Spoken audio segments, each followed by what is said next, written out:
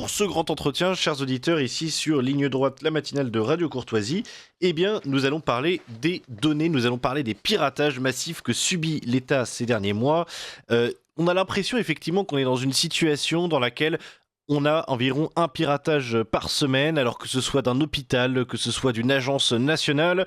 Très récemment, évidemment, ce qui nous a fait beaucoup réagir, c'est le piratage de l'ANTS, donc l'ANTS, l'Agence nationale des titres de sécurité, le 15 avril 2026. Je rappelle que près de 12 millions de comptes ont été concernés à propos d'une possible divulgation de données. On parle de passeports, de cartes d'identité, de permis de conduire. Tout ça est bien potentiellement ouvert à des risques d'usurpation. Nous recevons pour cet entretien Fabrice Epelboin. Fabrice Epelboin, bonjour. Vous êtes enseignant et entrepreneur, je le rappelle. Est-ce que vous êtes bien avec nous ? Je suis avec vous. Bonjour à tous. Et nous recevons également Emmanuel Darle, que nos auditeurs commencent à bien connaître, étant donné que nous vous recevons assez régulièrement ici à notre antenne. Vous êtes, vous, enseignante-chercheuse à l'université, spécialisée en modélisation et simulation informatique. Est-ce que vous êtes bien avec nous aussi ? Oui, aussi également. Bonjour à tous. Parfait. Alors, tout d'abord, ces derniers mois, comme je le disais, on a l'impression d'assister à une sorte de généralisation du piratage d'agences d'État.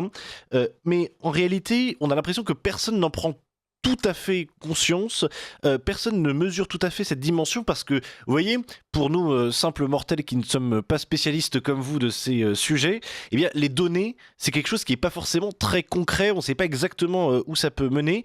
Donc, la première question que je voudrais simplement vous poser, peut-être à vous d'abord, Fabrice Epelboin, c'est concrètement, quelle est la valeur réelle de ces données ? Que peut-on faire avec ces données ? Et surtout, que risquent les gens quand on leur prend leurs données ? Bon, on va prendre un exemple concret. Il y a quelques mois, la Fédération française de tir s'est fait pirater les données de ses membres. Avec ces données, très concrètement, si tant est que vous soyez un criminel, vous avez accès à plus de 250 000 personnes qui possèdent des armes à feu, chez qui vous allez pouvoir aller vous servir.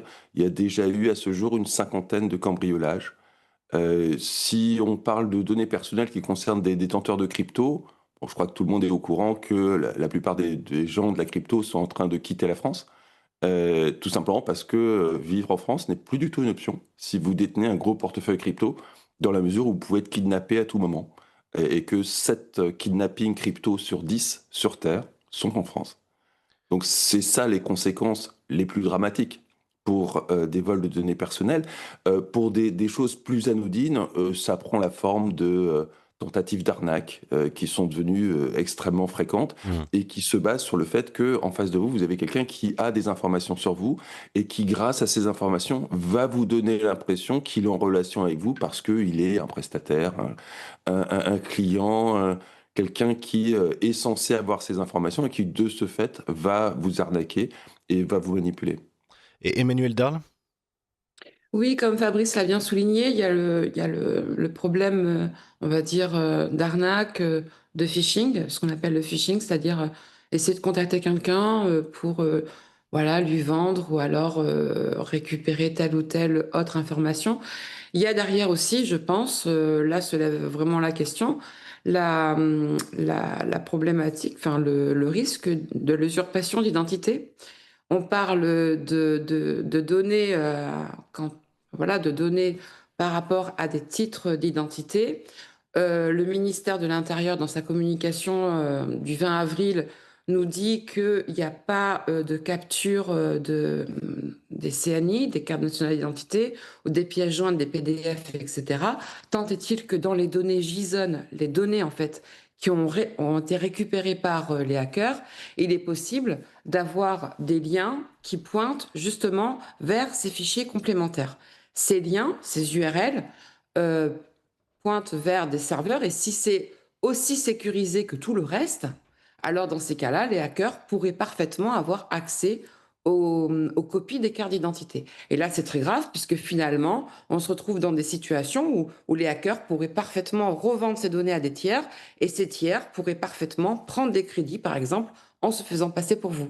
Et si vous recoupez ça en plus avec Ficoba, la faille de Ficoba, vous avez vous avez l'identité de la personne et vous avez également l'ensemble de ses comptes bancaires, l'ensemble de ses RIB. Donc voilà, c'est vraiment, on va dire, open bar. Et Voilà. d'une certaine façon, pourtant, on n'a pas l'impression d'assister à des... Effectivement, à part pour cette question du phishing qu'on appellera hameçonnage ici à Radio Courtoisie, mais d'une certaine façon, on a l'impression que on n'est pas non plus face, on n'a pas eu de conséquences généralisées, alors qu'effectivement, je le rappelle, hein, mais voilà, par exemple, la NTS très récemment, c'est 12 millions de comptes, mais même il y a eu tellement de piratage ces derniers mois qu'on les compte plus aux finances publiques. 1,2 million rien qu'en janvier-février. Pareil, effectivement, à France Travail, 1,6 million de jeunes, ça c'était en décembre dernier. À la CAF, enfin bref, on ne les compte plus. D'une certaine façon, on a l'impression qu'il n'y a pas non plus de conséquences généralisées sur l'ensemble de la population. Par exemple, on n'a pas eu 100 000 ou 150 000 ou 1 million de personnes qui se sont fait ponctionner leur compte bancaire, apparemment en tout cas, dans le cadre de telles opérations. Comment expliquer le fait que justement, avec des fuites si massives de données, enfin, le français moyen finalement n'en ressente pas les conséquences? Enfin, je vous jette la parole, Fabrice Epelboin, si vous voulez. Ah bah, avec une technique scientifique très française, il n'y a pas de thermomètre. C'est aussi bête que ça. Tant qu'on ne mettra pas en place un thermomètre qui pourrait prendre la forme d'un observatoire dont on a le secret, de façon à mesurer l'impact, bah, on ne mesurera pas l'impact. Hmm. Et du coup, il n'y aura pas d'impact. C'est vraiment une méthode extrêmement française. Donc finalement, en fait, peut-être qu'il y a un problème massif, mais dans tous les cas, on n'en sait rien. Bah, dans la crypto, le Hmm. thermomètre n'est pas nécessaire dans la mesure où ça se traduit par des kidnappings, des tortures. Donc là, pour le coup, on a une forme de thermomètre. Il y a à peu près 2 fois par semaine un enlèvement et un rapt lié à la crypto. Dans l'autre exemple que j'évoquais, qui est la Fédération française de tir, Hmm. bon, le thermomètre se traduit par du vol d'armement. Donc forcément, ça donne lieu à des déclarations et à quelques retombées presse. On est à 50 cambriolages. Ouais. Donc il n'y a strictement aucune raison pour qu'il n'y ait pas le même type de conséquences pour d'autres types de fuites. Hmm. Des conséquences moins dramatiques parce qu'on n'a pas affaire à de l'armement, ni à des tentatives de torture, d'enlèvement et de torture. Mais il n'y a vraiment aucune raison qu'il n'y ait pas des conséquences similaires en quantité. Simplement, on n'a pas mis en place de thermomètre, donc du coup, tout est calme. Et alors, d'une certaine façon, évidemment, la question qui se pose, c'est qui réalise toutes ces cyberattaques. Est-ce que on a une désinformation à ce sujet? Est-ce qu'il s'agit plus de groupes criminels, comme on a l'impression que c'est plutôt le cas pour ce qui est des crypto-monnaies ou de ces vols d'armes que vous évoquez? Mais est-ce que finalement ce sont des personnes surtout qui revendent ça donc au marché noir? Est-ce que ce sont des sortes de gangs internationaux? Est-ce qu'il s'agit au contraire d'États? On sait que par exemple, il y a quelques mois, non, il y a quelques années maintenant même, la Russie avait lancé quelques cyberattaques contre la France, notamment dans des hôpitaux. On sait que les Américains étaient pas non plus tout à fait étrangers à ça, fut un temps. Dans le fond, qui réalise toutes ces cyberattaques? Qui en veut à la France, Emmanuel Darle? Alors, ce sont pas il y a pas d'ingérence, ce sont pas non plus, voilà, des Russes, qui viendraient attaquer nos ce sont en fait là, ce qu'on sait, en tout cas concernant la NTS, ce sont 3 hackers. Mhm. Il y a un premier hacker qui a détecté la faille. Donc c'est une faille au demeurant, extrêmement, classique, qui est classée numéro 1 dans le classement des 10 failles les plus récurrentes, donc de l'organisme OWASP, qui est un consortium fait de chercheurs et enfin d'industriels. Donc c'est vraiment une faille qui était, on va dire, extrêmement, voilà, c'était pas une faille compliquée. Et après, on a le hacker qui a siphonné, donc récupéré les 12 millions de données. Alors là aussi, au demeurant, hein, le système de la NTS n'avait visiblement pas de mécanisme comme de rate, ce qu'on appelle de rate limiting, c'est-à-dire de pouvoir regarder, de pouvoir en fait verrouiller quand il y a trop de requêtes qui sont faites, par exemple par minute, Mhm. par heure, etc. Ou alors même des analyses comportementales liées, on va dire, au requêtage de l'utilisateur. Donc il n'y avait aucun mécanisme de sécurité. Donc pour la NTS, là, ça aussi, voilà. Et puis on a celui qui a communiqué donc sur le dark web, sur une plateforme bien connue, hein, du dark web, et qui a expliqué qu'en fait, il mettait pas en vente ses données. son but, c'était simplement d'alerter les pouvoirs publics. Ouais. Euh, voilà. Et alors, d'une certaine façon, ce qui est absolument sidérant dans toutes ces cyberattaques, c'est qu'on a l'impression que, enfin, en France, un pays qui était quand même qui est quand même particulièrement développé, qui est quand même un des pays qui était pionnier autrefois dans l'informatique. Aujourd'hui, on a l'impression d'être absolument à la rue en termes de cyberdéfense. Je pense notamment évidemment au cas emblématique du mot de passe du Louvre, hein, mais c'est euh, caricatural évidemment à ce niveau-là, mais on a l'impression que c'est un petit peu le cas dans tous les domaines et que finalement, comme vous le disiez tout à l'heure, c'est open bar. Enfin, en fait, on a l'impression que c'est très simple d'aller hacker une agence publique, Fabrice Epelboin. Bah, on est un pays particulièrement développé, parmi les plus développés du monde. On est un pays pionnier de l'informatique. On a informatisé la France très tôt, très très tôt. On est un pays très centralisé. C'est une tradition française qui remonte bien avant l'informatique et s'est traduit dans la façon dont on a informatisé le pays. C'est ce qu'on appelle en anglais la perfect storm pour donner lieu à des attaques informatiques. Énormément d'informatique, une administration spectaculairement énorme et totalement centralisée. On ne peut pas faire mieux pour donner les conditions absolument idéales pour donner lieu à des attaques informatiques. En matière de cyber, on n'est pas plus à la rue qui que ce soit, hein, Mmh. mais effectivement, on est beaucoup, beaucoup, beaucoup, beaucoup, beaucoup, beaucoup plus gros que la plupart des pays de la planète en matière d'administration et du coup de matériel informatique et de technologie pour gérer cette administration. Et donc, on est vraiment dans les conditions idéales pour être les meilleures victimes de la planète. Sur la question de la NTS, je prends ça par exemple, enfin, on appelle ça l'Agence nationale des titres sécurisés. Enfin, il y a quand même sécurisé dedans, c'est ce qui est quand même sidérant. Je vais vous donner une anecdote tout à fait personnelle, mais pour des raisons pratiques dans ma vie, j'ai dû, il y a quelques jours, justement, me créer eh bien, une identité sur la NTS pour utiliser ça. Parce que désormais, par exemple, pour créer une auto-entreprise, ce qui était mon cas, eh bien en fait j'avais besoin de passer par la NTS si je ne voulais pas bien passer 2 heures à la mairie. Euh, on a de plus en plus effectivement informatisé un certain nombre de procédures et c'est évidemment on rentre dans le cœur du sujet ici, mais euh, on a l'impression que on a informatisé énormément de procédures. L'État nous a dit, bah, évidemment, passez par l'Agence nationale des titres sécurisés, passez par France Connect, passez par même le site de l'application de la Poste pour vérifier votre identité, etc., pour que ce soit sécurisé. Et puis là, tout est absolument, encore une fois, ouvert, disponible, parce que finalement, on n'a pas été au niveau.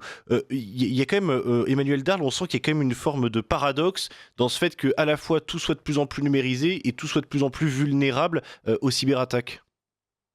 Oui, tout à fait. Et comme l'a souligné aussi Fabrice, hein, il y a un problème. C'est pas un problème, on va dire, de compétences. On a des universités qui ont des masters en cybersécurité. On est l'un des pays quand même à la pointe, enfin, je veux dire, moteur en termes de recherche en informatique. Donc, il y a, je pense, surtout un problème de budget lié à la cybersécurité dans les ministères. Aujourd'hui, l'ANTS a à peu près 600 personnes qui travaillent. Dans ces 600 personnes, on a à peu près 133 agents à temps plein et on recrute, enfin, c'est une agence qui recrute énormément de prestataires externes pour en fait les tâches informatiques. Il y a à peu près 100 informaticiens. Sur les 100 informaticiens, il n'y en a pas un, à un moment donné, qui a détecté on va dire, ce type de faille qui est vraiment d'un niveau d'un étudiant de seconde année. Je tiens vraiment à le dire. C'est pas une faille compliquée, il y a pas de Mmh. virus, il y a pas de voilà, c'est une faille très, très, facile, on va dire, à trouver.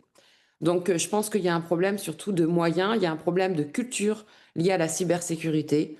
Peut-être qu'on n'en parle pas assez, peut-être qu'on sensibilise pas assez les citoyens et pour le coup également, du coup, les hommes politiques, enfin Oui, parce que les d'une certaine politiques. façon, en fait, les citoyens peuvent être aussi prudents qu'ils le veulent de manière privée.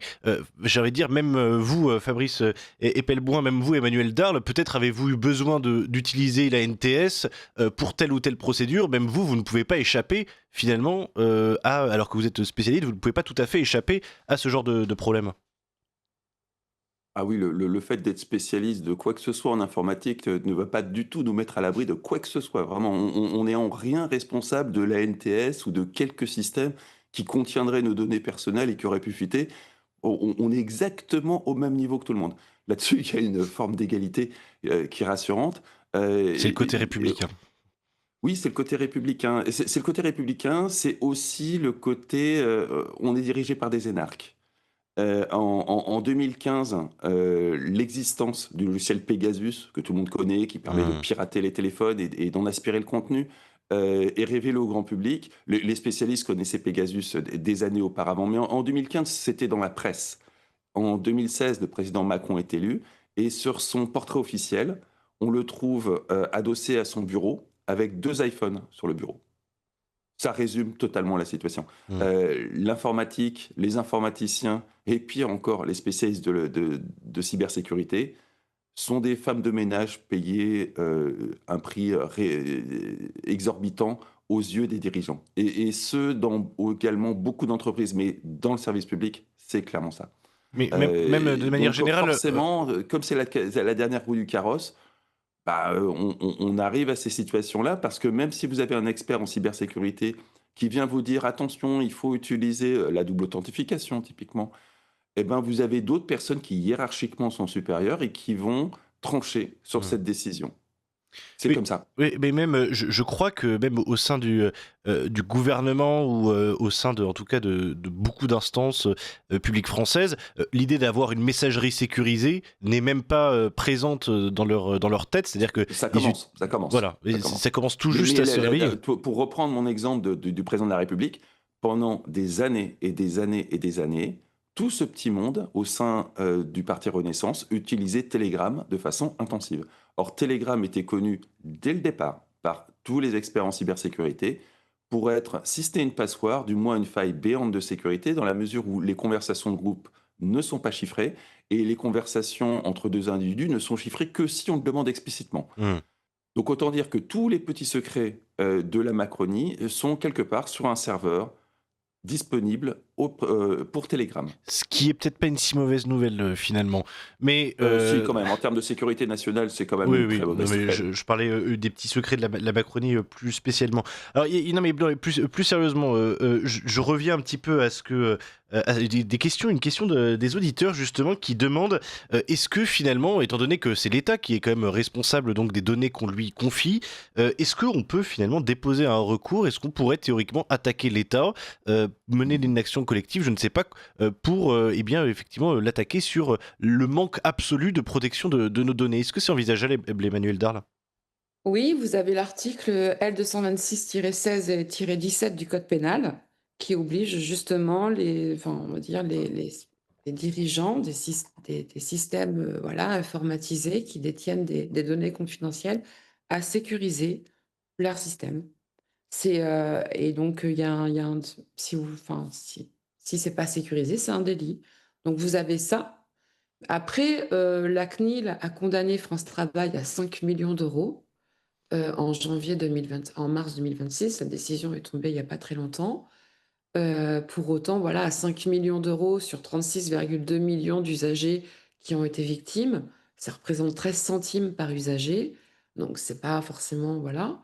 Ce qu'il faudrait, c'est inventer clairement, un délit de négligence aggravée, de cybernégligence aggravée, qui engage la responsabilité personnelle des dirigeants de ces agences. Mmh. C'est ce qui manque aujourd'hui dans la dans le dans le code civil, dans le code pénal, pour, permettre en fait aux usagers de pouvoir se faire, indemniser, et de voilà. Fabrice Epelboin, comment vous expliquez cette déresponsabilisation totale? Est-ce que c'est parce que justement, c'était un petit peu ma question naïve de ce début d'entretien, mais on ne sait pas réellement ce que sont les données, à quoi servent les données, est-ce qu'il y a un manque de culture à ce niveau-là? Emmanuel Darl en parlait aussi il y a quelques minutes. Est-ce que c'est ça le problème principal, ou alors est-ce que selon vous, il y a eh bien, d'autres raisons qui font que finalement les politiciens, les énarques dont vous parliez, ne se sentent pas forcément responsables ou ne mesurent pas la gravité de telles affaires? C'est quand la dernière fois qu'un responsable public d'une administration a subi les conséquences d'une erreur? Oui. Jamais. J'ai entendu cette idée d'attaquer l'État. Je crois que c'était Sachs, qui est un white hat très connu sur Europe 1 hier. Et pardon, un white Mais hat? un hacker blanc, un Mm, gentil hacker. mm. Le problème, c'est que, vous allez dépenser, vous, sur vos deniers personnels, une somme considérable, hein, pour cette procédure judiciaire dont vous ne serez jamais remboursé. Vous allez forcément avoir un effet retour, donc il vaut mieux avoir ses comptes en banque à l'étranger et ses comptes parfaitement clean et anticiper un contrôle fiscal. Au final, après 10 ans de procédure et des dizaines de milliers d'euros d'investis de votre part, vous allez peut-être gagner rien du tout, si c'était l'honneur d'avoir gagné face à l'État. Ça me paraît complètement suicidaire comme démarche, d'autant plus qu'en face, il n'y aura aucune conséquence. Il n'y a jamais eu la moindre conséquence pour une erreur, que ce soit une erreur d'informatique ou d'autre chose. Et il n'y a pas de conséquence. Pour ce qui est d'infliger des amendes à France Travail, c'est nous qui allons payer. C'est notre argent. C'est comme si on s'infligeait nous-mêmes une amende. Ça n'a aucun sens. Aucun Oui, sens. oui, oui, l'amende, en fait, a été payée, enfin, va être payée sur le budget, en fait, du ministère, hein, et pour revenir dans le budget général. Donc finalement, c'est juste un, voilà. Oui. Oui, donc C'est un finalement, circuit fermé, ouais. c'est intéressant. Oui, et puis, non, mais, et puis surtout que finalement, évidemment, personne à la NTS donc ne se sentira, enfin, on va dire, ne se sentira particulièrement mal que le budget ait baissé de 5 millions et que pour augmenter le budget effectivement général. Mais d'un autre côté, vous parliez on parlait des conséquences pour les politiques, mais de manière générale, moi j'ai une question technique là-dessus, toute simple, mais déjà, est-ce que un piratage en entraîne un autre? C'est-à-dire que est-ce que en ayant piraté la NTS, ça veut dire que c'est beaucoup plus facile bien d'avoir accès aux données, justement, j'en sais rien, de France Travail, à d'autres données ailleurs? Est-ce qu'il y a des liens de causalité à ce niveau-là? Ben là, en fait, ils ont saisi les logins et les mots de passe des comptes de la NTS, entre autres, hein.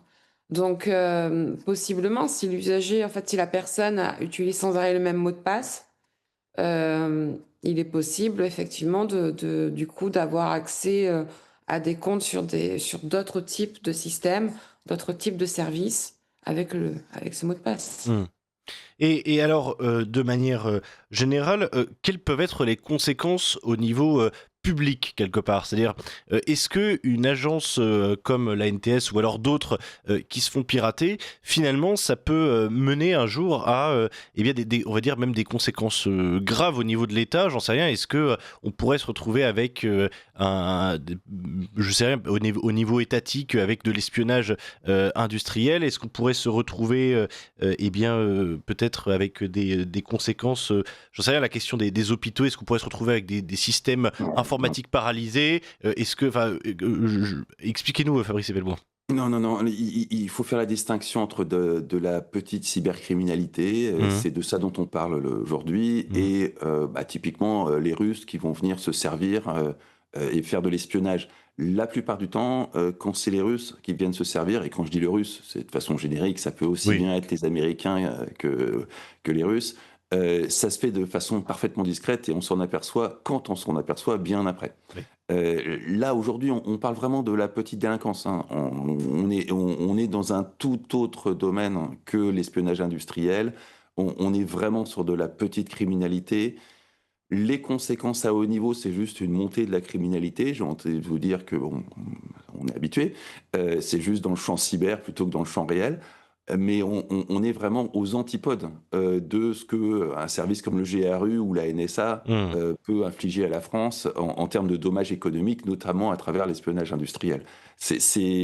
Les conséquences sur le PIB français vont pas être très spectaculaires, ça va plutôt être des conséquences en termes de nuisances au quotidien de la quasi-totalité des Français, hein, parce qu'il y a grosso modo 9 Français sur 10 dont les données personnelles sont disponibles sur le Darknet. Et ça va être vraiment sous la forme d'hameçonnage, de tentatives d'arnaque, de tout un tas de choses qui vont pourrir le quotidien des Français, et notamment pourrir leur relation avec l'outil informatique, ce qui est pas fantastique, parce que de toute façon, cette modernisation, on y est, elle est déjà faite, Mmh. et il vaudrait mieux qu'elle soit relativement fluide, parce qu'elle n'est pas prête de se terminer.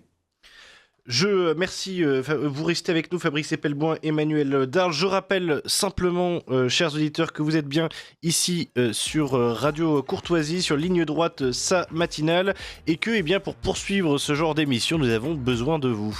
Absolument, vaccinez-nous contre les pertes de trésorerie ou la peur de l'avenir.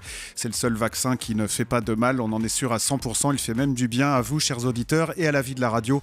Soutenir.rc.fr pour faire votre don en ligne dès maintenant. Soutenir.rc.fr ou vos chèques au 61 boulevard Murat, 75 016 Paris, et bien sûr des chèques libellés à l'ordre de Radio Courtoisie, non pas d'Alexandre. Voilà, vous pouvez également, mais ça c'est encore un autre sujet, mais non, mais plus sérieusement, merci beaucoup, chers auditeurs, parce qu'on a besoin de vous. On sait que beaucoup d'entre vous le font, et pour ceux qui ne le font pas encore, eh bien, encore une fois, on vous invite à le faire. Ça ne prend pas beaucoup de temps et ça rend un sacré service. Mais tout de suite, reprenons notre entretien. 7h, 10h sur Radio Courtoisie, ligne droite, Alexandre de Galzin. Il est 7h52, je rappellerai à nos auditeurs qui nous rejoindraient, eh bien que Fabrice Epelboin, voilà, vous êtes enseignant et entrepreneur, Emmanuel Darl, enseignante et chercheuse à l'université, que tous deux vous êtes des spécialistes de ce sujet que nous sommes en train de traiter, les données que l'État n'est pas capable de protéger. Fabrice Epelboin, vous expliquez il y a un instant que finalement, là on avait affaire à de la petite criminalité, effectivement, que c'était pas du niveau étatique.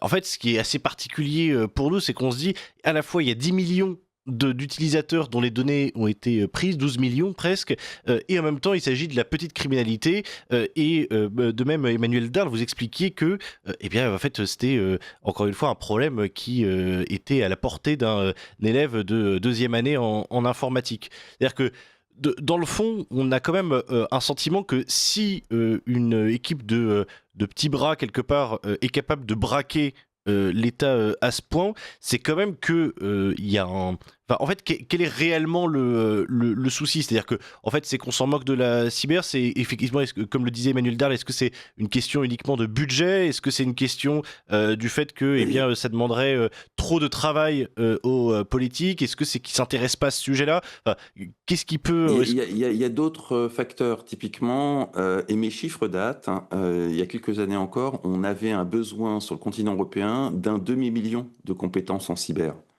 qui n'étaient pas remplies parce qu'on ne les a pas formés, parce que les médias, depuis plusieurs générations, assimilent hackers et cybercriminels, et donc forcément font tarir les vocations. Aujourd'hui, on importe l'essentiel des vocations, mais on n'arrive pas à en importer suffisamment. Donc il y a un manque critique de main-d'œuvre, il y a un manque critique de considération sociale, culturelle, financière de ces compétences-là. Il y a la montée en puissance de la capacité de l'intelligence artificielle à identifier ces failles. Donc on est vraiment dans une période particulièrement critique, et on est dans un pays qui méprise la chose technique et la chose informatique. On est dans un pays où l'intendance suivra. Et on a un autre problème par-dessus tout ça qui est bêtement comptable, qui est que quand vous achetez une prestation informatique, la cyber devrait normalement représenter 10 à 20% de votre budget. Le problème, c'est que cette ligne de cyber, c'est de la couverture de risque.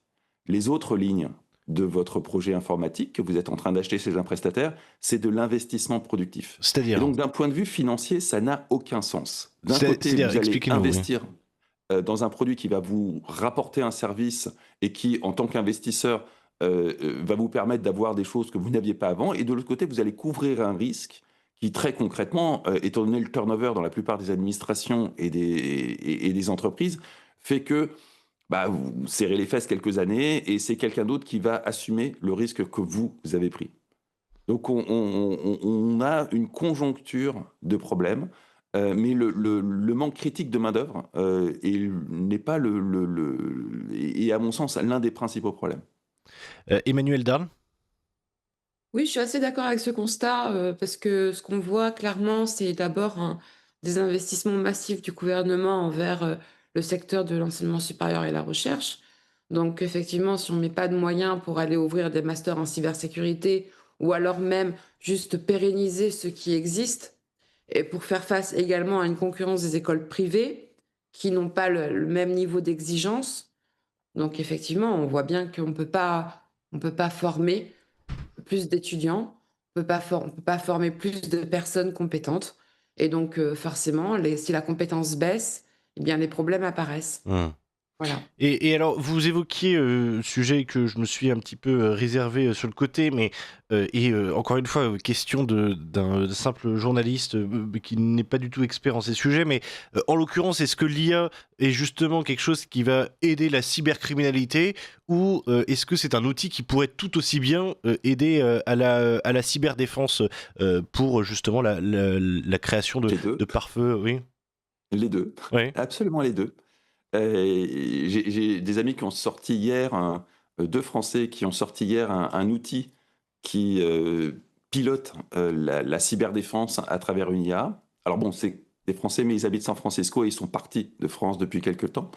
Mais j'imagine que le produit sera disponible à la vente en France.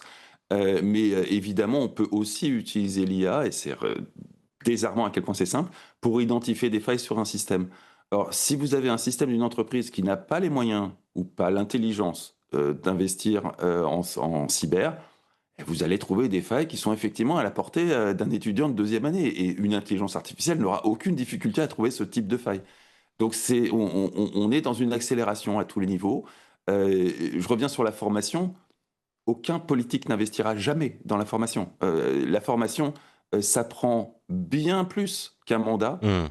pour donner des effets visibles. Et donc personne dans le monde politique ne va investir sur quelque chose dont il ne retrouvera pas un retour sur investissement dans le temps de son mandat. Le dernier politique en date qui était capable de ce genre de calcul, c'était Charles de Gaulle.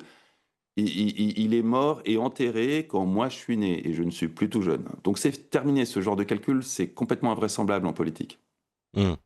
Oui, donc finalement, en fait, le court-termisme, on va forcément le payer.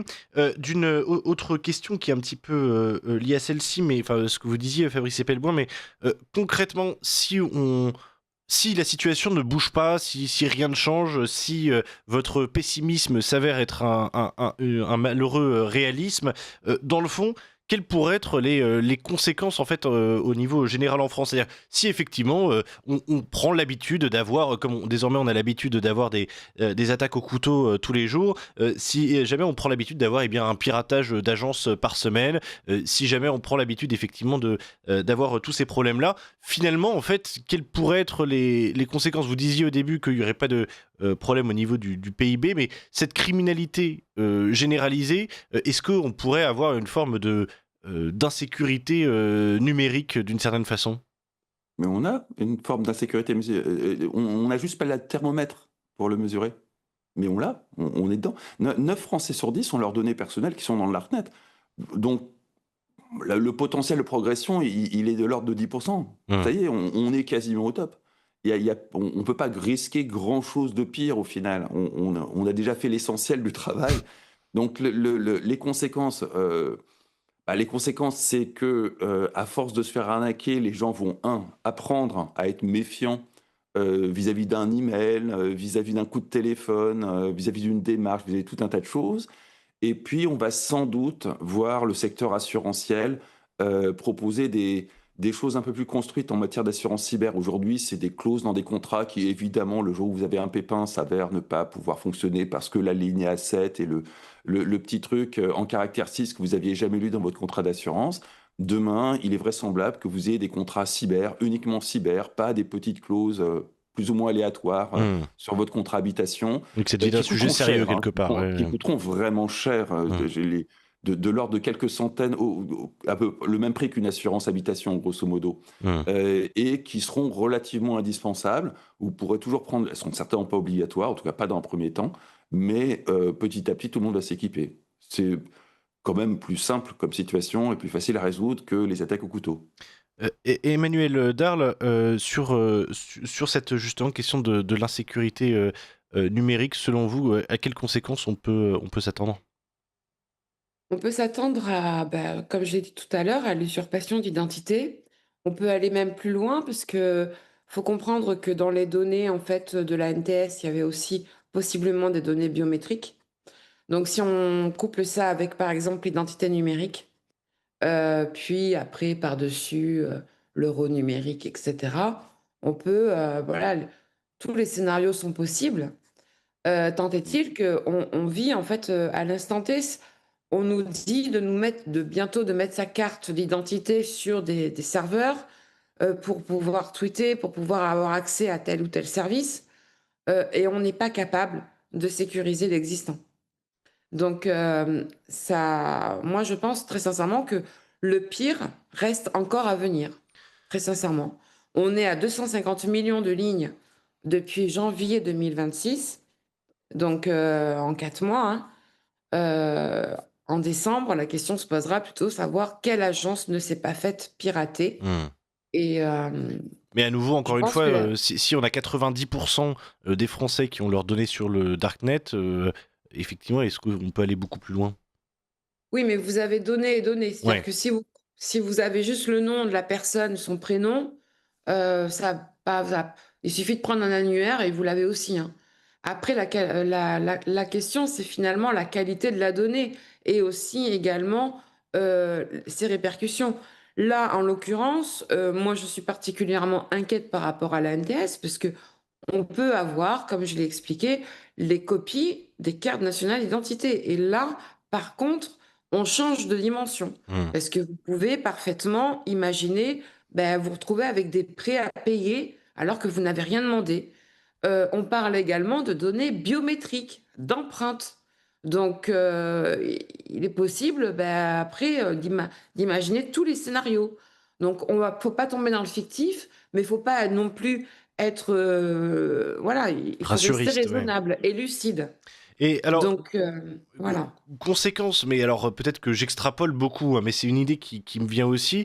Est-ce que finalement, cette généralisation de l'insécurité numérique, ces possibilités par ailleurs, donc effectivement, de multiplication exponentielle des arnaques, est-ce que même l'utilisation, on voit d'ailleurs de manière générale maintenant qu'on se fait appeler par un numéro un numéro de justement de hameçonnage, c'est très souvent de l'IA et pour l'instant c'est assez caricatural, mais on imagine que ça pourrait bien sûr se perfectionner. On sait aussi que il y a de manière générale les fausses informations qu'on peut observer qui se traduisent de plus en plus par de l'IA, que c'est beaucoup plus difficile de justement faire le lien. Est-ce que tout ça, ça pourrait pas mener à une forme même de dénumérisation de la société, de la gestion publique à force? Mais la dénumérisation de la société, ça mènerait au tiers-monde, hein. Je crois qu'on ne réalise pas, du simple fait qu'on est une société extrêmement numérisée depuis les années 70, Mmh. on ne réalise pas à quel point toute l'économie repose là-dessus. Si demain on dénumérisait la société, le PIB s'effondrerait, Mmh. mais s'effondrerait. On disparaîtrait du top 100 des pays les plus riches du monde. L'informatique, c'est la colonne vertébrale du système économique. Le système économique, surtout dans des sociétés qui sont massivement sur le tertiaire, sans l'informatique, il disparaît. Mmh. Si on était une société, j'allais dire agricole, mais agricole des années 60, hein, pas agricole d'aujourd'hui, parce que c'est un métier qui est hautement informatisé, l'agriculture aujourd'hui. Non, il y a absolument aucune alternative, si ce n'est revenir au Moyen-Âge. Donc il va falloir avancer là-dedans, il va falloir apprendre, il va falloir sans doute imaginer avoir des responsables politiques qui écoutent les gens de la technique, sans doute... Vous êtes ambitieux, Fabrice Epelboin. Bah, c'est pas avec ceux qu'on a actuellement qu'on va y arriver, hein. Mais prenons un exemple tout bête. Les gens comme moi hurlent contre la biométrie depuis des années, des années, des années. Aujourd'hui, n'importe qui peut très bien comprendre que si on vous vole votre mot de passe, bah, vous changez votre mot de passe. Mmh. Mais si on vous vole votre empreinte digitale, vous faites quoi? Mmh. Et évidemment, il est un peu tard pour réaliser tout ça. On est à la veille d'un système qui va, grosso modo, vraisemblablement, je mets un conditionnel pour la forme, imposer aux citoyens d'identifier chacun de leurs comptes sur des réseaux sociaux avec leur identité civile, et donc de faire intervenir celui qui délivre notre identité civile, c'est-à-dire l'État, de façon à ce que l'État puisse surveiller ce qu'on raconte et éventuellement nous interdire de le faire. Ou nous invisibiliser si ce qu'on raconte n'est pas manifestement pas illégal, mais pas agréable à entendre pour l'État. C'est déjà un processus qui est en place avec le DSA, mais pour qu'il soit extrêmement efficace, il faudra qu'on lie chaque compte sur les réseaux sociaux avec une identité civile. C'est sûr que dans un paysage où tout fuite dans tous les sens, où on a nos amis australiens qui ont montré que ce genre de système était extrêmement facile à détourner, on va au-devant des normes des contenus. Énorme des contenus. Si on ajoute à ça, alors l'euro numérique, il va s'accompagner d'un wallet qui va contenir notre identité, qui est Un portefeuille, décentralisé. donc c'est Non, expliqué. on appelle ça un wallet, on n'appelle Ok. pas ça un portefeuille. Ouais, Il y a un enfin, moment, mais il faut arrêter non, mais avec c'est pas ça, mais du- c'est simplement que j'essaie de trouver un terme qui pourrait. Non, ça s'appelle wallet. On utilise des technologies qui sont faites hors de France, et vouloir franciser tout et n'importe quoi nous amène aussi à des grosses confusions. Ça s'appelle un wallet en informatique, on va continuer à appeler ça un wallet. Sa principale caractéristique technique, c'est qu'il est décentralisé. Et donc, très concrètement, il répond à un problème de cybersécurité critique, hein. Ça va, de toute évidence, nous être vendu comme un surplus en matière de cybersécurité, ce qui sera le cas. C'est malheureusement, ça sera clairement le cas. Mais ça sera géré par des gens qui sont typiquement la NTS. Donc on va petit à petit patcher certains trucs aux prises, vraisemblablement dans le cas de ce wallet qui va servir à nos identités numériques de demain, d'un effondrement des libertés publiques. Mais de toute façon, il va falloir qu'on apprenne à vivre avec ça. Il va falloir que chacun d'entre nous apprenne à ne pas utiliser le même mot de passe sur différents sites, ce qui est encore assez courant, et ce qui était la norme il y a 15 ans. Il y avait guère que les experts qui ne faisaient pas ça il y a 15 ans. Tout le monde faisait ça il y a 15 ans. Et évidemment, si vous faites voler votre login, qui est votre email et votre mot de passe, je peux rentrer aussi bien sur votre compte PayPal que votre compte Amazon, que partout, absolument partout. C'est pour ça, du reste, que le site des impôts vous impose un identifiant qui est abscon, vous impose un format de mot de passe qui est totalement abscon. C'est pour éviter que vous réutilisiez le même que sur Amazon, parce qu'ils savent très bien que vous allez vous le faire piquer à un moment ou à un autre. Et donc ça va demander une montée en compétence aussi bien des dirigeants que des individus. Comme les dirigeants ne monteront pas en compétence, c'est à nous de le faire. Et c'est à nous de faire une forme d'éducation populaire pour faire en sorte qu'on soit un minimum équipé contre cette forme de délinquance. Emmanuel Darl, il nous reste encore quelques minutes. Justement, beaucoup d'auditeurs nous demandent comment est-ce qu'ils peuvent faire, eux, à leur échelle, de leur côté, pour ne pas se faire voler leurs données. Finalement, est-ce que c'est vraiment... Déjà, première question, est-ce que c'est vraiment possible d'y échapper dans le fond? Et deuxième question, à quel degré, effectivement, d'action, quel degré d'action on peut avoir? Et si oui, quelles actions, si ce n'est les mots de passe, donc? Moi, je partage pas tout à fait le constat, de Fabrice, de penser qu'en fait, voilà, on n'a pas d'alternative et cetera. Je pense que c'est d'abord, il doit y avoir d'abord un débat citoyen, clairement, sur ce qu'on a envie, sur quel monde de demain, finalement, dans quel monde on a envie de vivre ou de ne pas vivre. Et une action d'abord, adressée aux citoyens, c'est qu'ils prennent conscience que, en fait, qu'ils arrêtent de penser que justement il y a besoin de la numérisation, que numérisation est égale à efficacité. Ça, c'est un constat qui est faux, en fait. C'est pas vrai. La numérisation n'a jamais engendré un gain d'efficacité. Et on le voit bien. Dans l'administration, elle n'est pas plus performante parce qu'elle est numérique.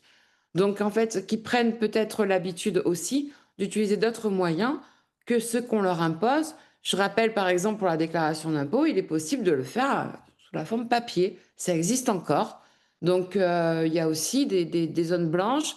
Il y a des personnes âgées qui n'ont pas recours au numérique, etc. Donc, qui prennent l'habitude peut-être de retourner à des méthodes, on va dire, dites plus archaïques. Et pourtant, je tiens aussi à signaler, nous, face à l'IA, dans l'enseignement, on est obligé maintenant de retourner à des méthodes archaïques pour évaluer les étudiants. Je pense qu'il y a ce retour-là, finalement, qui peut-être s'avère utile à s'opérer, en tout cas voilà, pour que les citoyens prennent conscience que finalement, il ne faut pas qu'ils deviennent les dindons de la farce, puisque aujourd'hui, ce sont les dindons de la farce. Donc, s'ils veulent, voilà, remédier à ça, qu'ils prennent d'autres habitudes, qu'ils utilisent bien sûr d'autres mots de passe, qu'ils veillent à ce qu'on appelle la minimisation de leurs données, c'est-à-dire ils n'ont pas besoin de raconter leur vie, ils n'ont pas besoin de mettre des données complémentaires ou peut-être de remplir, de prendre l'habitude de remplir que les champs obligatoires et pas tous les champs Mhm. qu'on leur demande. Euh, donc voilà, il y a... Et puis surtout, qui prennent conscience que oui, il y a un véritable enjeu. euh, Et est-ce que, il y a un véritable enjeu national, en fait. question qui vient beaucoup aussi, est-ce qu'il sert encore de quelque chose de payer en espèces, enfin, est-ce qu'il y a une utilité supplémentaire quelque part, justement, à payer plus en espèces, en tout cas, ou à moins faire de commandes sur certains sites internet, L'anonymat. finalement? Oui, L'anonymat. Vous payez en espèces, vous êtes anonyme. Vous payez avec des moyens de paiement électroniques, vous êtes surveillé. Et votre consommation dit beaucoup, beaucoup, beaucoup de vous. Donc oui, oui, l'anonymat, c'est un bien précieux qui est en train de disparaître. Votre droit à la vie privée a quasiment disparu, hein. Ces 20 dernières années, que ce soit sous les coups de boutoir de l'État ou d'entreprises privées telles que les GAFAM, la vie privée, qui est quand même un des piliers des droits de l'homme, est pour ainsi dire morte. Les derniers petits bouts qui nous restent se traduisent typiquement par l'usage du cash. Le cash, ça vous permet de payer de façon anonyme. L'État n'a pas à savoir que vous achetez des clopes ou que vous achetez une baguette. Parce que demain, autant la baguette, ça paraît a priori assez anodin, autant si vous achetez vos clopes avec une carte de crédit, l'État connaît votre consommation de cigarettes et à partir de là, peut tout à fait demain exiger je ne sais quoi de vous sur cette base-là. Donc oui, oui, payer en cash chaque fois que vous pouvez. Chaque fois. Emmanuel Darlin? Absolument, chaque fois. oui, tout à fait. Et ça évite également de pouvoir nourrir les intelligences artificielles pour aller faire du profiling, etc. Donc, Du profiling, donc, en pardon. fait, en utilisant vos données, vous êtes en fait leur nourriture, gratuit en plus, hein, voilà. Donc, oui, bien sûr, il faut retrouver une vie privée anonyme, en fait. Voilà. Veiller à son anonymat. Et c'est pour ça que moi, j'invite beaucoup les gens à se créer des avatars sur les réseaux sociaux et ne pas, en fait, déclarer qui ils sont. On n'a pas besoin de savoir, voilà, on n'a pas besoin l'État n'a pas besoin de connaître leurs opinions politiques, etc. L'État ou même les pirates n'ont pas besoin de connaître nos comptes bancaires. Vivons heureux, vivons cachés. Merci beaucoup Emmanuel Darle d'avoir été avec nous. Merci à vous aussi Fabrice Epelboin pour cet entretien qui effectivement avait l'avantage d'être à la fois pédagogique et précis, d'apporter votre expertise sur ces sujets. On vous réinvitera sans doute au prochain piratage. Merci d'avoir été avec nous ce matin et on vous dit à très bientôt ici sur Ligne Droite.